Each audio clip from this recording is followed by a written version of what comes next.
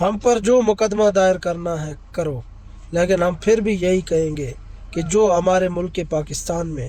8 اکتوبر سے لے کر 13 اکتوبر تک اور تاحال جو تجاوزات کے نام پر حافظ سعد رضوی صاحب کا گھر مسمار کیا گیا، تمام قائدین کی اکثریت کے گھر مسمار کیے گئے، کارکنان کو تنگ کیا گیا، خواتین کو گرفتار کیا گیا اور ملک میں بدامنی پھیلائی گئی، فساد پھیلایا گیا، توڑ پھوڑ کی گئی، گاڑیاں جلائی گئیں، اس کے پیچھے خون لیگ ہے۔ اور یہ خون لیگ نہیں چاہتی کہ ہمارا ملک ترقی کرے۔ صرف ٹک ٹاکر اپنے بورڈ آویزہ کروا کے سمجھتی ہے کہ ہمارا ملک ترقی کر رہا ہے۔ ایسے ملک ترقی نہیں کرتے، بلکہ ملک تب ترقی کرتے ہیں جب عوام حکمرانوں پر راضی ہو، جب عوام خوش ہو، جب لوگوں کو روزگار دستیاب ہو۔ اس کو ترقی نہیں کہتے کہ ٹک ٹاکر اپنے بورڈ جگہ جگہ آویزہ کروا دے تو ملک ترقی کر رہا ہے، اور جہاں کوئی حق کی آواز بلند کرے اس کو طاقت کے زور پر دبانے کی کوشش کی جا رہی ہے۔ اقلیتوں کو اس ملک کے اندر حقوق دیے جاتے ہیں، لیکن جن کی اکثریت ہے ان کو طاقت کے زور پر، فورسز اور صہیونی پولیس کے زور پر ان کو دبانے کی کوشش کی جاتی ہے۔